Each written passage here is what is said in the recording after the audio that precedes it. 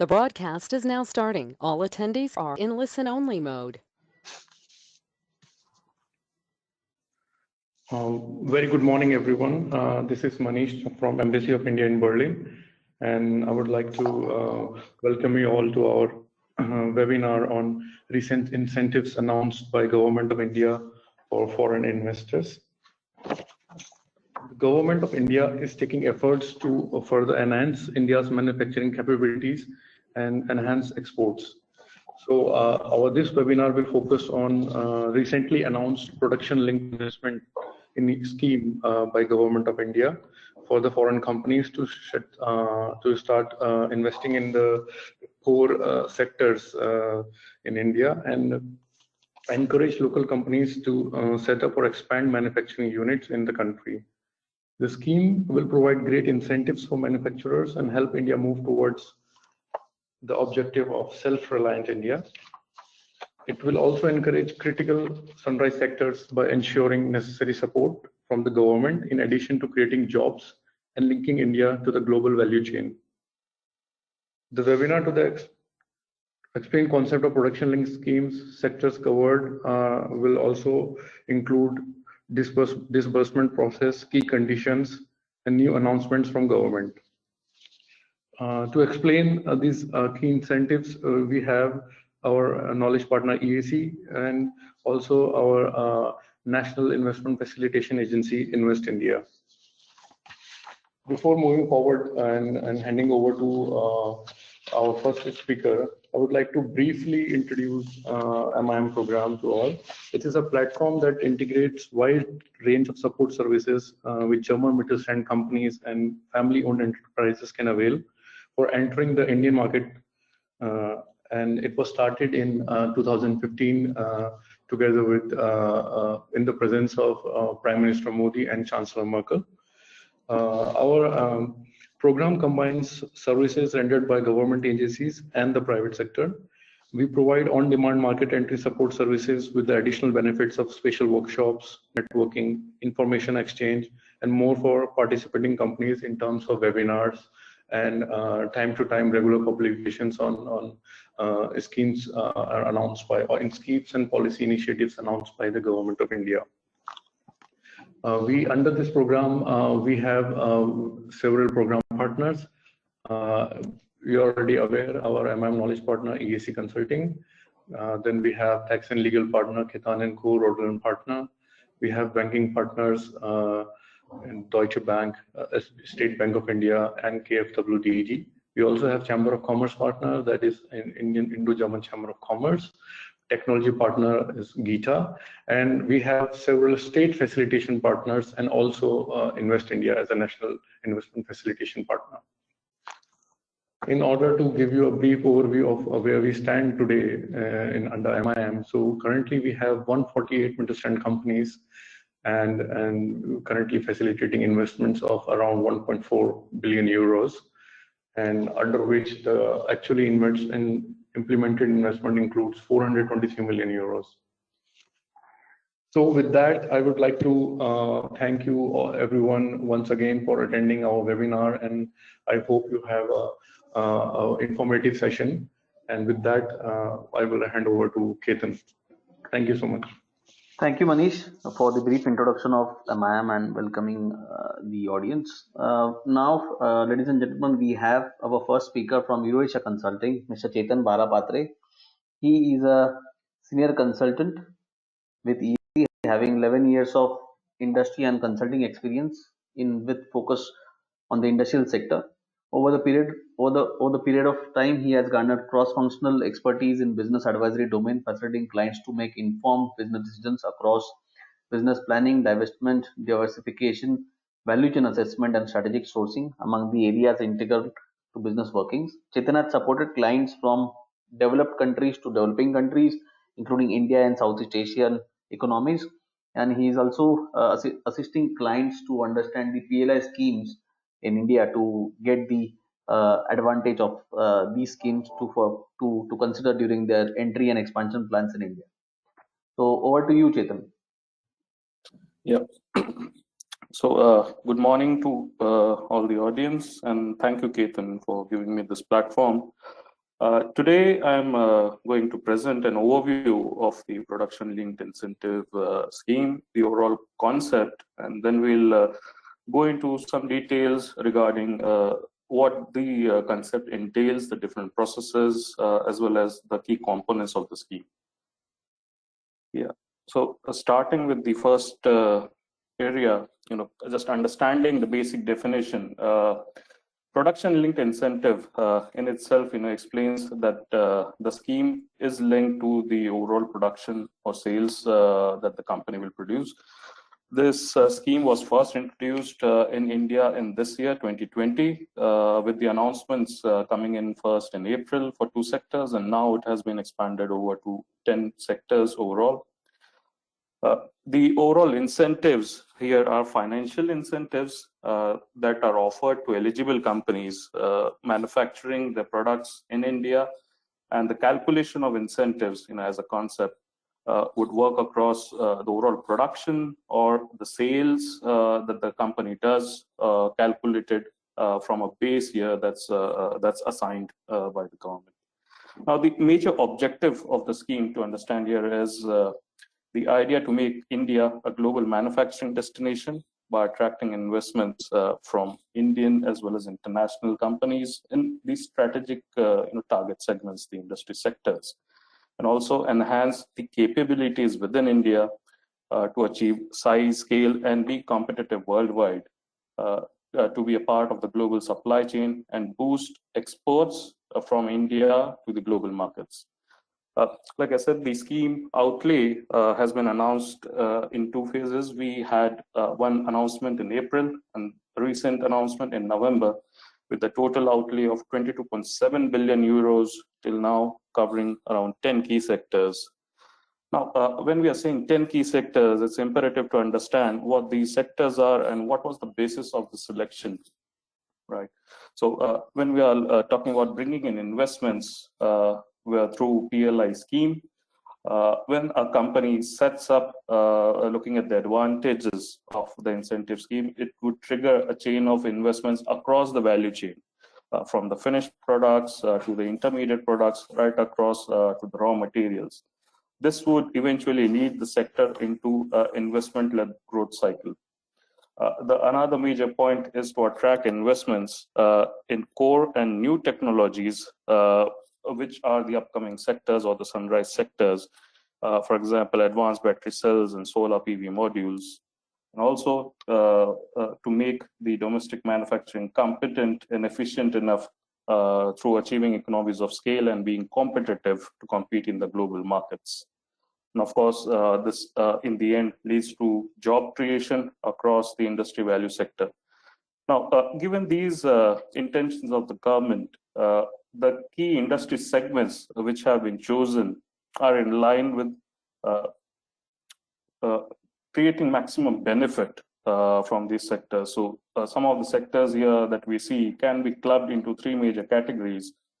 Sectors which have a global comparative advantage, such as, let's say, steel, where India is the world's 2nd largest producer and can be developed into a global champion. Industries which are import dependent, and making these industries self-reliant through introduction of domestic manufacturing within the country, such as electronic systems, semiconductor fabrication, medical devices. Of course, the sunrise industries, where future-focused industries with niche technology and large economic opportunities can be developed within India, such as the battery cells and solar PV modules. Going further, taking a look at the different segments, how the overall PLI announcements are segregated, we see automotive components, automobiles and automotive components, electronic products and components, and medical devices and pharmaceuticals having a major share here in terms of announcements. And we also have the other key areas, advanced battery cells, solar PV modules, the sunrise sectors, for which the scheme has been announced. And of course, the industries with comparative advantage, we have steel industry, we have textile, food processing, where India has a comparative advantage and can become a global champion. Now, looking at the overview of the overall sectors, it's imperative to understand how the scheme functions. So, going into the next phase of the presentation, yeah, the scheme will basically function across 3 stages. Because these incentives for these to avail these incentives, the companies, international or domestic, have to get selected. There's an application phase in which the companies need to fulfill the eligibility criteria and apply. Basis on the selection from the government, these companies are selected and allotted an approval letter. This is a one-time process where once the application is selected, you can avail the PLI scheme over the tenure of the entire scheme. The next 2 phases are manufacturing and incentive disbursement, which continues over the cycle of the entire period of the scheme and be 5 years as per the guideline that is given in the scheme. Within manufacturing, annually, the companies have to manufacture the relevant products as per the scheme guideline documents and adhere to the conditions required to avail these incentives, and incremental productions, domestic sales, domestic production, or investments that needs to be adhered to be eligible to claim these incentives. And the third part is incentive disbursement. So at the end of each financial year, during the period validity of the scheme, companies need to submit their claims for incentives, and these incentives are then checked and validated by the government, and the incentive amount is then disbursed to the companies. So in these 3 phases, the scheme works for the period for total tenure for 5 years or 10 years, depending on how the guidelines state. Going into the next details of the scheme, there are 6 key components that we need to understand that would define a scheme. First is the target segments. So for each scheme, let's say for electronics or for drugs and pharmaceuticals, for advanced battery cells, the government of India, through the guidelines issued per scheme, mentions the product segments, the target segments that are eligible for production and availing of these incentives. For example, within drug intermediaries, penicillin or neomycin. Within electronics, we had mobile phones with invoice value of greater than INR 15,000. So in a similar way, each PLI scheme for each sector industry has a defined product range. The second is project eligibility.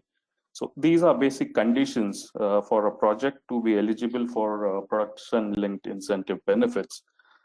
The Government of India, through the guideline document, lays down the criteria for the projects.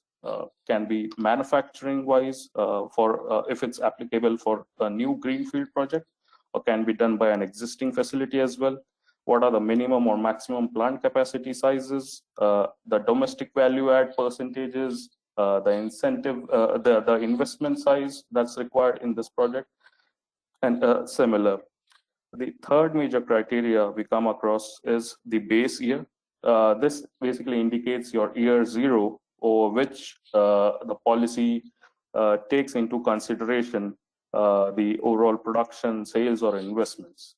So this base year 0 acts as a reference point on which and your incremental sales are counted, or incremental production or investments are counted.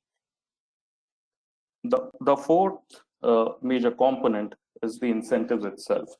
So the financial incentives are calculated as a percentage of your annual production or sales or incremental sales, or also as a part of fixed cost per unit produced. The range, the percentage range of the incentive is always defined in the guideline documents, along with the calculation methodology, how to arrive at the total incentives per production numbers. The fifth point is the applicant eligibility. So to select suitable companies from the applicant list, there are certain conditions and criteria fixed by the GOI to select the most relevant suitable candidates. Some of them can be global revenue, your plant capacity, the overall investment size, product price, or other conditions. Now, selection of applicants for PLI has its own ceiling limits as well, which is important to note.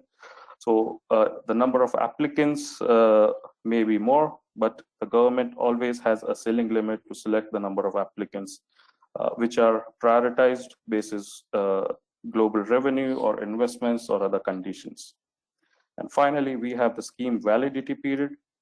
This is the overall timeline over which the scheme is valid. It's defined in the policy guidelines, often ranging to 5 years, as in the cases of the mobile phones, the large-scale electronic manufacturing PLI scheme that has been announced. And it's important to note that each sector, be it telecom, electronics, drugs and pharmaceuticals, have its own set of details with respect to these 6 key components and can vary from policy to policy. As an example, in the slide, I have given just a comparative view of the 6 basic criteria that we looked at earlier and how the details would vary from policy to policy. So when we are comparing large-scale electronics manufacturing and the domestic manufacturing of bulk drugs, the KSM, DIs, and APIs, these 2 policy guidelines were issued in July, for which we have target segments defined. So for electronics, there were 3 product categories which were defined.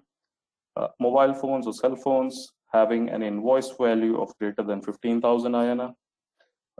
Mobile phones which are domestics, and then electronic components. Similarly, for drugs, we had 41 product segments from different categories of key starting materials or drug intermediate and active pharma ingredients.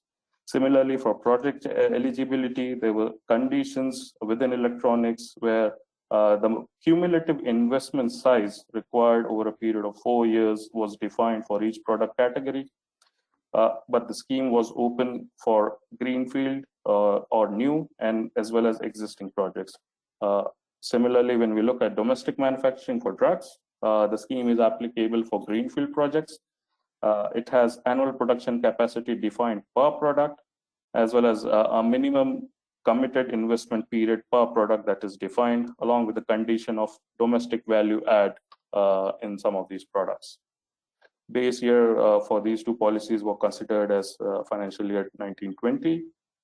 Again, the range of incentives is varying from both these policies, and also the applicant eligibility. There was a minimum global revenue requirement for large-scale electronic manufacturing, versus when we looked at drug manufacturing, the net worth was defined as one of the criteria. It should be greater than 30% of the proposed project investment. And similarly, the scheme validity was valid for a period of 5 years, which was common for both these policies. So yes, the guidelines which are given for each of these PLI schemes becomes your guiding document, and these 6 key components need to be checked whenever we are looking at assessment of feasibility of our project while investing or taking benefits of these PLI schemes. Going further, so there are 2 major government agencies that become the decision makers for the PLI schemes. These are formed specifically with the purpose to oversee the functioning of production-linked incentives.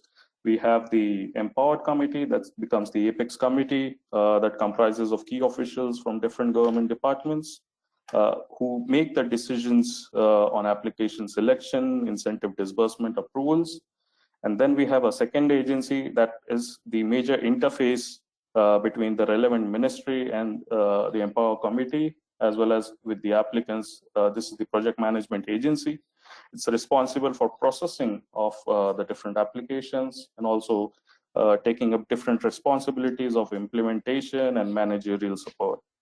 Apart from these two agencies, there's a technical committee as well that can be present, varying from scheme to scheme, and they help in resolution of any technical issues or suggestions towards any of the technical issues. Going further, we have a brief of the application process, an overview, how it begins. So there are basic 5 steps that needs to be taken by the applicants, and 2 steps happen at the government end. Whenever a policy is announced and the guidelines are issued, there's a policy opening window that's declared by the government. Once the policy window is open, the applicants can check their eligibility with regards to the 6 components that we discussed earlier, if their project and their capacity to invest falls in line with regards to the guidelines which are mentioned. Accordingly, the applicants can then prepare the relevant documents and then submit it online at the portal of the government that's given as in the policy guiding document, along with the payment of an application fee. All these activities are to be done at the applicant end. Once the applications are submitted, the process at the government end starts, where the applications are reviewed by the PMA and they recommend applicants for approval by the empowered committee, which then sends a list of selected applicants to whom the PMA then issues an approval letter, and then your manufacturing can start under the PLI scheme. The typical time period for application window that's generally announced is 4 to 6 months. And the time period once the applications are filed and then reviewed and approval letters are issued is around 45 to 60 days taken by the government. Similar to the application process, we have the incentives disbursement process as well, taking place in across 5 steps. It starts when after the end of your financial year of production. At the end of the financial year of production, companies can calculate the overall production of the key target products as mentioned in the guidelines, and accordingly, as per the formula given, the calculation of incentives is done. Once it is done, you can the application or the claim disbursement form needs to be filled and needs to be submitted to the PMA. The PMA then validates the eligibility as per the approval letter and the guidelines, and then submits it to the empowered committee, who then approves, and then the claims are disbursed through direct bank transfer into the company accounts. The disbursement process from the government end, after the claims are accepted and the disbursement is done, is around 60 days tentative. While the eligibility period or the time period since the end of the financial year till the final claim submission, it's around 9 months for companies. Looking at the status quo of the announced schemes, we had announcements in 2 phases. The first one was done in April 2020, where the schemes were announced for electronics, which catered to mobiles and electronic components, and another for pharmaceutical drugs. And then another scheme was announced in November 2020 that expanded across 10 industry sectors in addition to the existing PLI announced in April. For the recent announced schemes, the final proposals are still under appraisal and the guidelines are yet to be issued. For the April 2020 scheme, the guidelines are present at the ministry websites, and also for electronics manufacturing, the guidelines were issued on 1st July, and till date, we have 16 top global domestic and international companies from electronic components and mobiles who were selected. Some of the major names including Samsung, Foxconn, Rising Star, Wistron, who have taken initiative for application and have been selected in the scheme. Similarly, for manufacturing of drugs, we have 29 pharma companies who have applied till date, who have submitted their applications with the government. coming towards the end, what's the overall benefit for investors from companies, MIIM companies, from the members of the audience? Now, PLI scheme, we discussed a lot what the government wants to focus around, what are the major objectives, but how does it benefit the investors as well? The major direct impact is on your EBITDA margins. Of course, these incentives are linked to your production and sales figures, so they have a positive direct impact on your EBITDA, on your P&L. Secondly, the incentive value can be used to support product pricing that can make your products competitive in the domestic market, and also can be aimed for exports in the global markets. Access to local market demand, when you are producing companies' products domestically within India, there's always a direct access that happens towards the large economic opportunity domestically, as well as competing with the imported products that come in. So, and finally, acceleration of investment plans. So companies who are planning to launch in India, who are planning to set up in India, taking advantage of these PLI incentives can accelerate your process and give you an advantage. So overall, when we look at the PLI scheme, along with the other incentives on offer from the state level, from low corporate income tax levels, and access to the large domestic market and comparative manufacturing that's present in India, India becomes a very important and lucrative destination for investors to start up these. To sum it up, EAC are also supporting our clients with their plan for market entry by considering appropriate strategy for product selection, localization levels, or to get the benefits from PLI. In case of any questions or assistance for formulating and optimizing their strategy, please feel free to approach us. Thank you very much, everyone, and over to you, Chetan. Thank you, Chetan, for giving us a brief explanation on the concept of PLI and also explaining us the process to apply for it, or even the incentive disbursement for that matter. So, ladies and gentlemen, we will come to the Q&A session at the end. Now we are proceeding towards our second presentation from our facilitation partner, Invest India. So we have two representatives from Invest India today. One is Tanvi Thomas, Assistant Manager, and Mr. Azad Sandhu is also Assistant Manager. Tanvi Thomas is Commerce graduate from University of Delhi and has previously worked at Deloitte as an Assistant Manager at Invest India. Tanvi works across the electronics and TMT cluster. She works closely with both the Ministry of Electronics and IT and the Department of Telecom in supporting their policy making to aid investment targeting and facilitation tasks. Mr. Azad Sandhu is an Assistant Manager in Automotive and Middle East and North Africa teams at Invest India. He is a political science graduate from Hindu College, University of Delhi.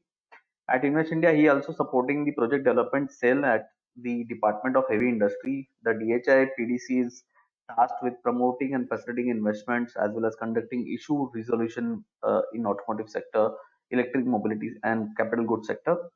Additionally, he is also member of Secretariat to the Empowered Group of Secretaries for Investment, which has been constituted under the Chairman of Cabinet Secretary. Over to you, Azad and Tanvi. Good afternoon, everyone. I would like to thank the MIIM team for organizing this webinar and to each one of you for participating. For those of you who might not know, Invest India is the investment promotion and facilitation agency of the Government of India. We are housed under the Department of Promotion of Investment and Internal Trade and are empowered by the Ministry of Commerce to execute the Make in India program of the government. Our team is working with key stakeholders who are required to enable the investment promotion and facilitation ecosystem within India. We have established country desks with our key foreign trade partners, and through this our team works with foreign missions in promoting the industrial ecosystem of India. We also have sector-specific experts within our team who work with central government agencies and ministries in hand-holding investors and providing sector-specific inputs and issue redressal at the central level. We also work with the governments of states and union territories in grounding these investments and also with issue redressal at the state level. The next slide.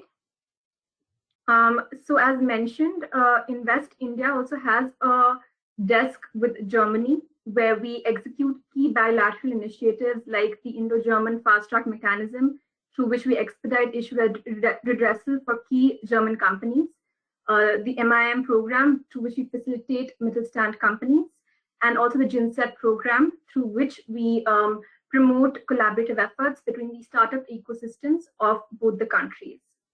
Next slide, please. So, as you would know, on 11th of November this year, the Union Cabinet had notified PLI had approved a PLI scheme for 10 key sectors. On the screen are the 10 other allied sectors for the telecom and the electronics ecosystem, for which I would be sharing sectoral inputs. Yeah, next slide. So India is undoubtedly undergoing a digital revolution, with its share in global electronics manufacturing increasing from a 1.3% in 2012 to a 3% in 2018.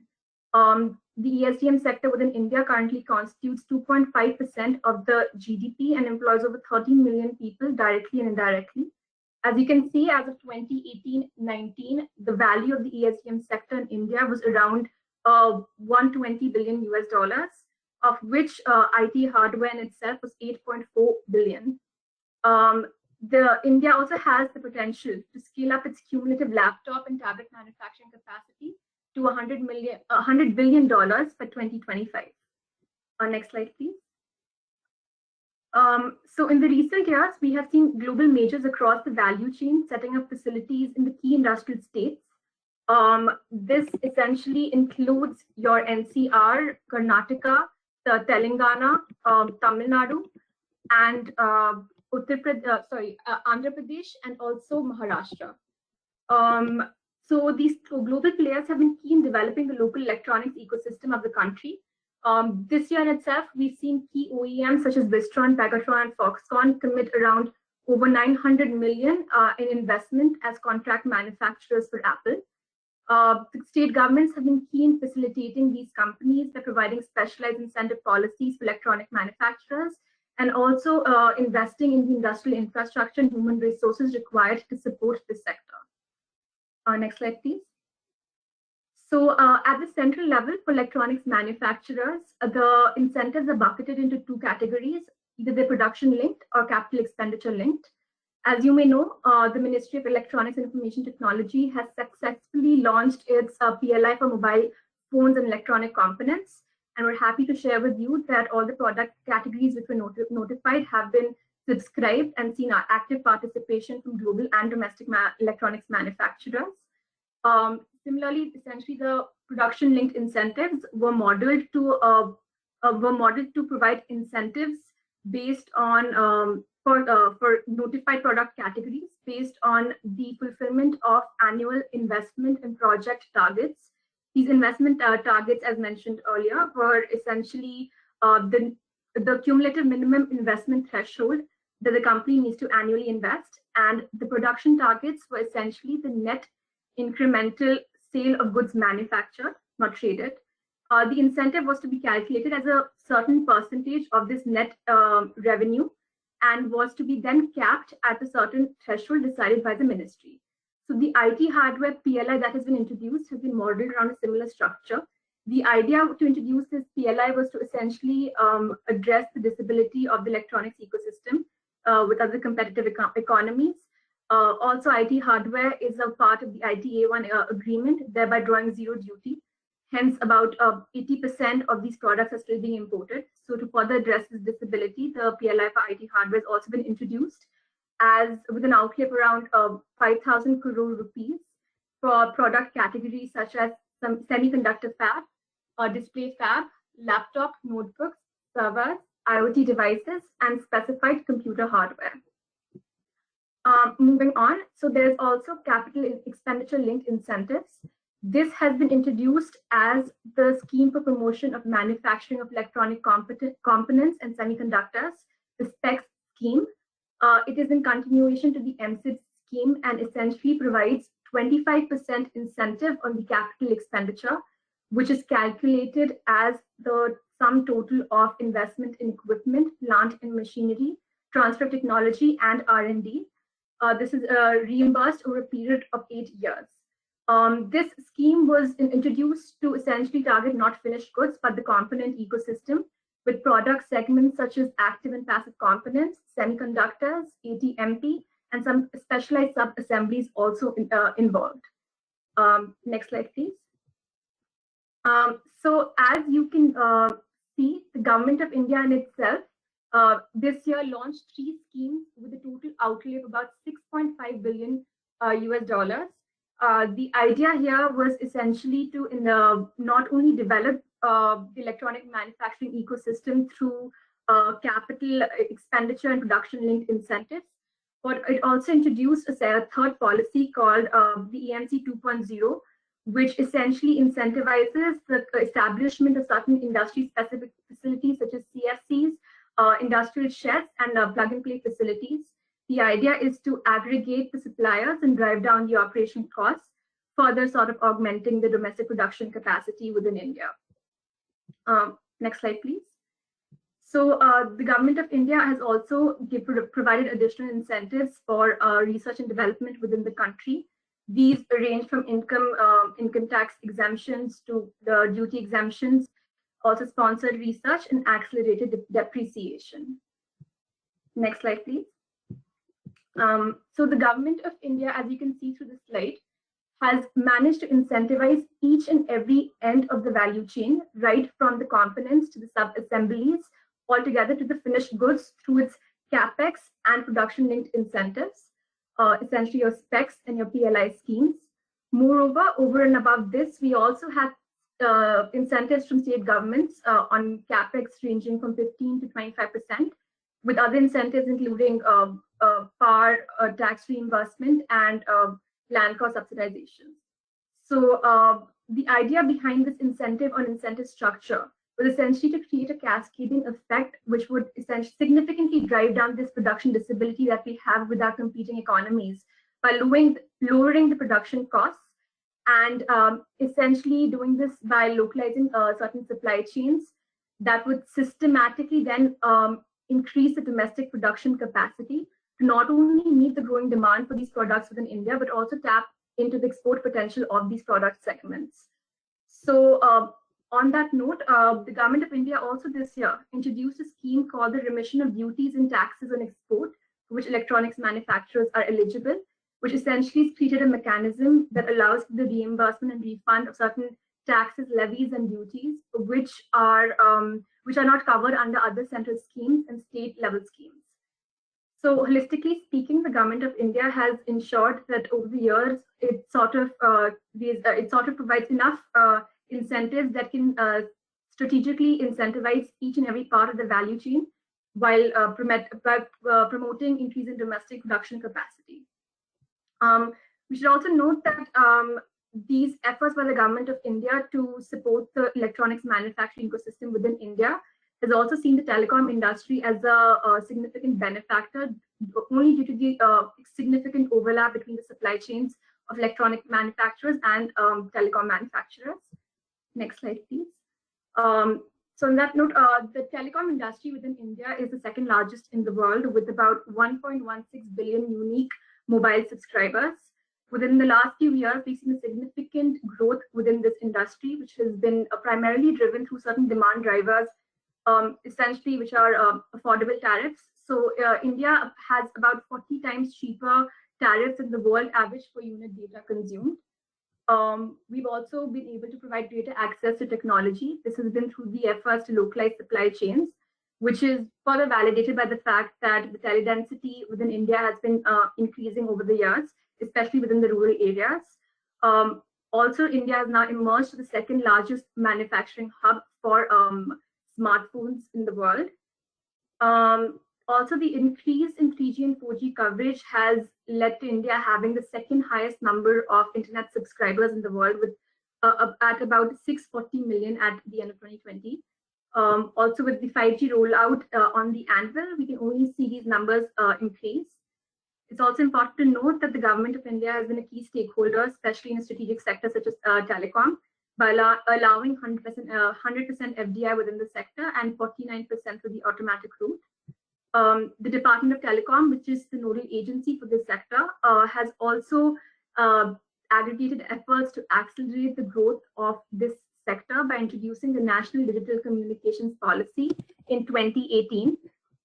This policy essentially was built on six key pillars, which include digital sovereignty, broadband for all, addition of 4 million new jobs, contribution to 8% of the GDP, and inclusion in the top 50 countries in the IDI, which is an ICT Development Index of the International Telecommunication Union, and achieving net positive international trade, all at the end of 4 years. It is also important to note that this NDCP of 2018 emphasized on enabling next generation technologies and services through investments, innovation, and IPR generation. So the PLI for telecom that has been introduced is a direct brainchild of just the strategy introduced under the NDCP 2018. The PLI for telecom sector basically aims to address the $10 billion domestic demand for telecom equipment within the country by augmenting the domestic production capacity, which is about over a third currently of the domestic demand. It also aims at meeting the export, tapping the export market, which is currently valued at about 100 billion. So this scheme has been approved with an outlay of 12,195 crore rupees and aims to incentivize production of products such as core transmission equipment, 4G, 5G, next generation radio access network and wireless equipment, access and customer premises equipment, IoT devices, access devices, and other wireless equipment, and enterprise equipments. Next slide, please. So through the concerted efforts of the Government of India and with 5G on the anvil, there have also been key avenues of investment opportunities that have opened up. One such being optical fiber cables, with the Government of India's flagship program, BharatNet, which is also the the largest rural broadband project in the world. We aim to sort of aggregate demand for this product over the next couple of years, as this project has already received a funding of about 790 million for FY 2021. For MVNO services also, the Department of Telecommunication has already given approval to 70 companies. The infrastructure segment also is extremely promising. Since 2008, once the IP1 and IP2 licenses have been granted, there's been an increase in the tower deployment cycle actually has shortened since from 3 months to about 45 days now, making investments within the sector a lot more feasible. Lastly, one of the greatest benefactors that we see with the potential for investment is the IoT ecosystem. Just in the last few months, we've seen great traction from telecos who are participating in multiple capacities, from deployment and maintenance of sensors to entering the application and hardware value chain. So in addition to the product categories under the PLI, we also see these additional opportunities of investment within the telecom sector. So that sums up my sectoral overview of the electronics and telecom sector. So over to you, Azad.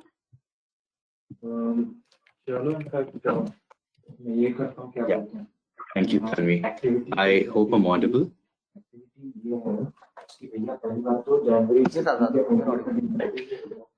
Right.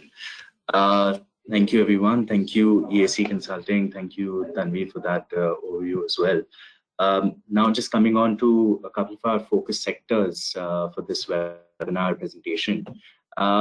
I'd like to talk about, the auto and electric mobility sector scenario in India at this present stage. Given that, the production-linked incentive schemes that have come out, one of the out of the top three, in terms of value that, in terms of the USD value that has been attached to some of these PLI schemes, the one on advanced chemistry cells and the one on the auto and components are the highest, value ones. So it's sort of important for us now to just see where we stand in these sectors and where we can go ahead from here. So the electric mobility sector, we see that the market is going to increase to about $2 billion by 2023. And this is going to be driven by two-wheelers, three-wheelers, and even buses. These are the segments where, India has a huge vehicle density, especially with two-wheelers comprising about 80–81% of our vehicles on the road. We see by 2025, the electric two-wheeler penetration will go up to about 34.5%. For three-wheelers, this will go up to about 63%. And for vehicles, for passenger vehicles, it will actually go up to about 25%. This is a rapid increase, in our adoption of electric vehicles in the country, and this is all courtesy enabling schemes, including the one for on the demand side for the electric vehicle purchase. Here we also see, an increase in the gigawatt-hour production of batteries in the country. This is from lithium-ion cells and lead acid. Right now, with 2.9 gigawatt-hour, we see a large proportion of this is, of course, lead-acid batteries. But by 2030, courtesy our advanced chemistry cell PLI, we should be seeing an increase to about 132 gigawatt-hours, and this will be largely to the lithium-ion cells. Then coming on to the automotive market, our automotive mission plan from 2016 to 2026 lays out the pathway for development of the sector in the country. And this has been followed to the T, by the Department of Heavy Industry at the central level, and also supported by state governments. Courtesy these mission plans and our inherent manufacturing capabilities and the large demand in the country, we expect that the auto market will increase to about $300 billion by 2026. So in the two-wheeler segment, we are the largest market and manufacturer. Same goes for the three-wheeler segment. And for the passenger vehicle and buses as well, we are globally competitive as a market and also as a manufacturing hub. Automotive sector, is set to contribute about 49% of the manufacturing GDP of the country, which translates to about 77.1% of the total GDP of India. We also see that the auto component market, which is going to be crucial going forward, especially with our PLI in place, is about $57 billion right now. And also it comprises about an additional $15 billion worth of exports. That's just showing, how we've increased the global recognition of India-produced goods and how they are accepted the world over now. Here we also have an interesting sort of stat where the passenger vehicle density is currently only about 25 vehicles per 1,000 people, which is significantly on the lower end. So with a country the size of India, the market is ripe for the taking, and there's going to be a lot of focus on the passenger vehicle segment, and this is going to see a boom in the next few years. Right, so if you look at the growth enablers in the sector, I'll talk about the policy framework and some of the growth drivers right now. Now, from the policy framework, there are 4 important elements that we can look at, especially an investor should be looking at when entering the Indian market. We have the PLI on advanced chemistry cell batteries, which is, of course, lithium-ion batteries and cells, which is, the largest economic opportunity of the 21st century. It is as big as it has the potential to completely displace our fossil fuel reliance. And India is cognizant of the fact that we can't be left behind and in this area, because while we may have always had to import our oil, the lithium-ion cells is something that we can ensure is available domestically, with the exception, of course, of importing the lithium from the countries with the natural resources. Then we also have the PLI on auto and auto components. This has the largest financial outlay of all the PLI schemes, the 10 different PLI schemes that were recently announced on 11th November. This is going to make the Indian automotive sector globally competitive, even more so than it is at this present stage, and significantly, not just enhance domestic manufacturing for the domestic market, but also for the export market. That's something that's going to be a major focus. And come January or February, we should be having more information that we can then take to our investors and the members of MIIM. Now we have the FAME 2 scheme as well. FAME 2 is actually a demand side incentive. It's called the full form of this is the faster adoption and manufacturing of hybrid and electric vehicles. This sort of takes it understands the ground realities of the Indian market, where we largely have a two-wheeler market in India, with 82% of our vehicles on the road being two-wheeler. So the incentive is being given primarily to two-wheeler purchase, three-wheeler purchase, and commercial vehicles. Right now, this hasn't been extended to passenger vehicles, and that's the logical next step to this scheme. This is, as you can see, the second period of the scheme, and this will continue on till 2022. Now, the phased manufacturing program for electric vehicles and components is another crucial, policy that has been taken out by the central government. This is to ensure that the localization of the manufacturing ecosystem for electric vehicles and electric vehicle components takes place within India, and we aren't massively reliant on our imports. The way that this is done is through a progressive increase in basic customs duty for import of key components and also finished goods. This has, gradually seen the introduction of certain manufacturers which are now manufacturing completely knocked down or semi-knocked down vehicles in India. And we see some of the Indian manufacturers actually manufacturing the full body set of, electric vehicles such as Mahindra or Tata. So the initial steps of, localizing this manufacturing ecosystem have taken place. And with the assistance of the PLI on ECC, this should take off quite significantly. One thing now mentioned here, but I'd like to speak about is also the allied PLI schemes, which have previously been shown. The one on specialty steel and the other one on LEDs is going to be significant for the automotive sector. The Indian automotive sector, while we are the second largest manufacturer of steel in the world, the high quality steel is something that we continue to import. Now, this PLI on specialty steel is going to ensure that the highest quality of steel that is required for manufacturing vehicles will be present within India.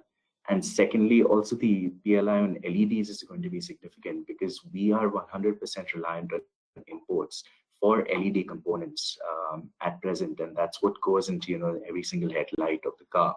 And with a massive market such as India, where at present we sell about 26 million units a year, that's a significant market, and that's a significant area where localization will take place.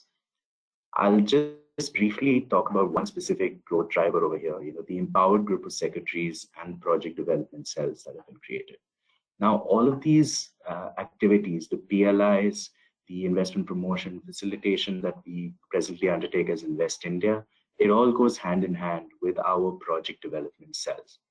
The project development cell for the auto sector is present in the Department of Heavy Industry, and Invest India is supporting that cell in investment promotion and facilitation activities. And come January or February, once the PLI scheme is notified and our guidelines are released, we should be able to take the lead on promotion and facilitation activities for these schemes, and that will be done through our project development cells in these various ministries. So come the time of notification, we will most definitely be accessible and available for all key applicants to reach out to us and understand the nuances of the schemes and how we can look at facilitating your investment into India.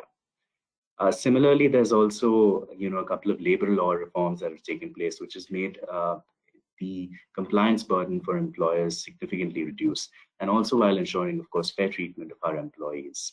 I'd also like to highlight, the globally competitive land and utility costs, and not just globally competitive, especially when we look at the current day scenario where investments are going to the VIP countries, which are Vietnam, Indonesia, Philippines. India is, significantly ahead of those countries when it comes to competitive land and other utility costs, as well as, labor costs for manufacturing in India. And of course, with our large pool of STEM graduates, the manufacturing and management, activities within Indian companies can be handled by a large pool of those labor resources that are already present in India. Here, just highlight the size of the Indian automobile industry and the composition of this as well. We can see that through our automotive mission plan, we envision 75 million units of vehicles to be sold by FY26.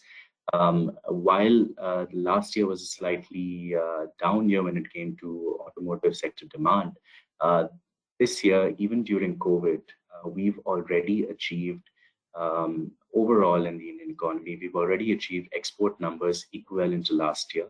And also the rural demand and pent-up demand that was created last year in the Indian automotive sector can see a release in this year, and we can see that our sales numbers that have already touched the same levels as they were in FY20, and that's a significant thing, especially considering the COVID-19 pandemic.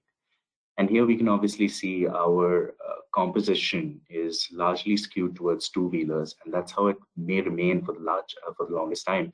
But the PLI scheme is something that will, of course, enhance manufacturing of the passenger vehicles and also cost competitiveness of those passenger vehicles, probably enhancing the ability of the Indian consumer to purchase those vehicles and significantly increase the share of passenger cars in the Indian automobile scenario. Our exports as well have been significantly increasing. We've actually been exporting vehicles and components all the way to about 160 countries globally. So looking at our exports, we see a significant potential by 2026 to have Indian vehicles being exported world over. And again, the PLI scheme will be at the forefront of enabling this. Sorry to interrupt, Mr. Azad. We only have 3 minutes left to do the webinar. So can you wrap it in the next 1 minute so we can take up a Q&A? Sure. Yeah. Definitely. So yeah, again, I'll just talk about the auto components industry, which is again going to be a very significant area for us, especially considering the EV adoption that is taking place at a record pace right now. Over here, I'd like to highlight, the opportunity that is available in the transmission and steering segment. Over here, we are in India, we're reliant for about, in this sector, we have about 40% reliance on imports.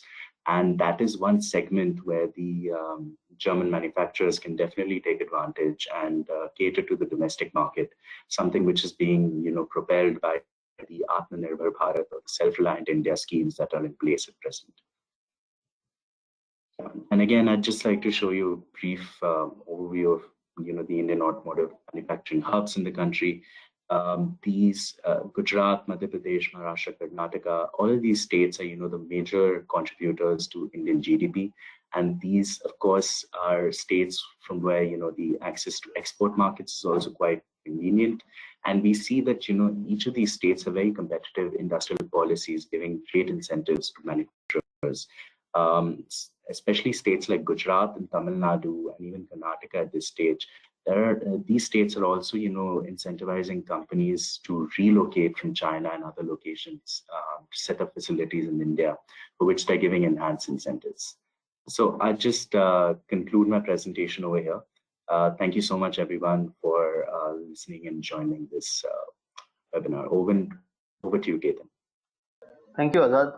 Ladies and gentlemen, we are opening our session for Q&A. So if you have any questions, please click on raised hand icon and we can unmute you to take your questions. Meanwhile, I have received one question on chat that's for Chetan Barapatre. The question is PLI scheme applicable for new units or it's only, or let's say it's only limited to existing units? Yeah, thank you, Chetan. So the PLI scheme is defined on the guidelines, and it varies from each scheme defined from the ministry. Now, there are certain schemes where you have eligibility for the existing units as well. For example, electronics, your existing unit can also come under the PLI scheme, take the advantage of the PLI scheme. However, there is a clause of annual investments or cumulative investment size that needs to be put in. And similarly, the scheme on bulk trucks that came in April, that's only valid for greenfield projects. So the actual intricacies would lie in the project qualification, one of the components out of the 6 that we discussed earlier, where we can find these details and would vary from scheme to scheme. Okay, thank you, Chetan. And next question is for Invest India. Mr. Azad and Ms. Tanvi, the question is, what is the status quo of the PLI schemes for other sectors? When do we expect next announcements on the procedures or next window for the other sectors?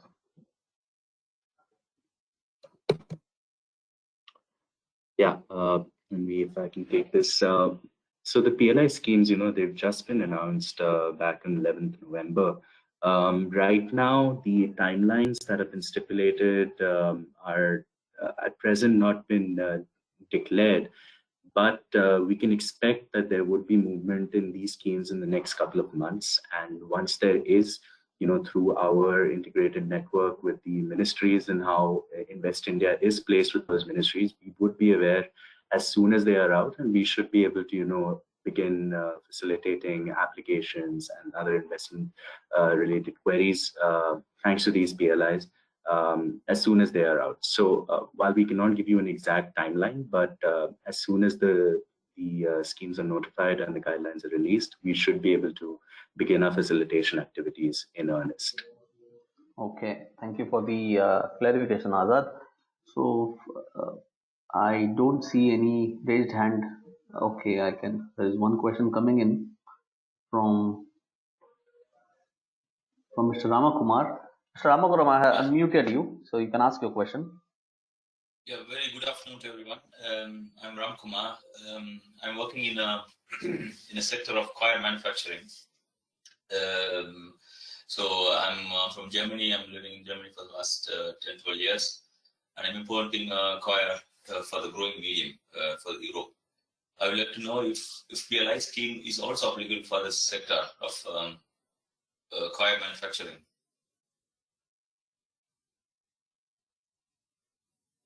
Is it possible to avoid this PLI scheme for this? So, Mr. Ramkumar, thank you for your question.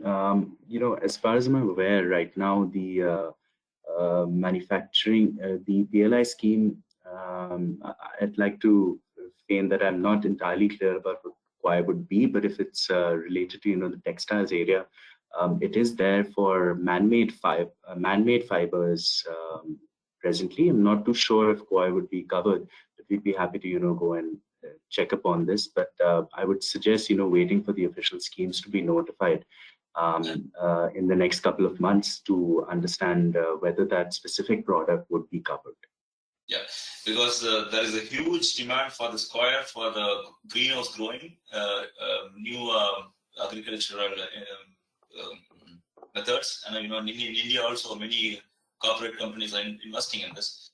So it's a very huge opportunity, and it's available only in Asian countries like India, Sri Lanka, Philippines, Indonesia. India is one of the major, or is the first. I mean, it's the biggest exporter of this product.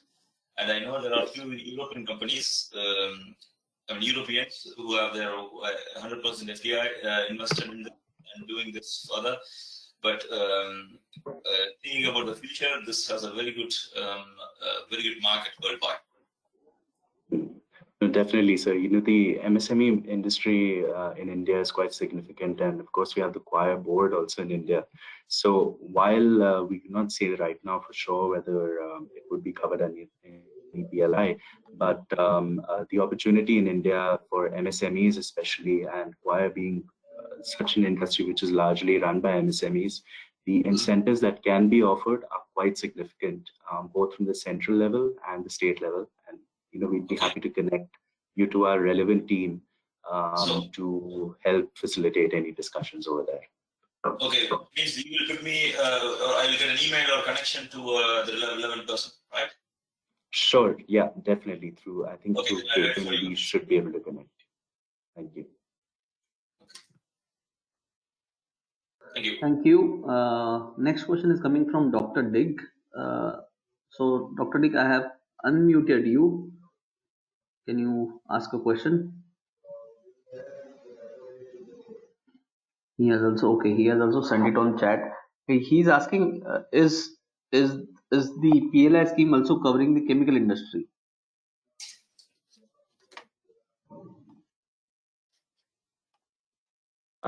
No, Chetan, this time around the PLI scheme does not cover the chemicals industry. So we can't really say whether that would happen in the next few in the next bout of PLIs as well. But at present, chemicals is not being covered. Sure. So okay, there are no any further questions. So thank you very much, Chetan, Azad, and Tanvi for giving us overview of production links incentives in India, and also giving us overview on the impact sectors, also on opportunities. So thank you very much for your time and presentation. Ladies and gentlemen, we will be sharing these presentations over by email in the next 2-3 days, also along with the recording of this webinar, which you can again share with your colleagues and within your network to educate them on PLI incentives. Thank you very much, all of you, and wishing you a nice day ahead. Look forward to welcome you in next webinar of MIIM. Thank you very much.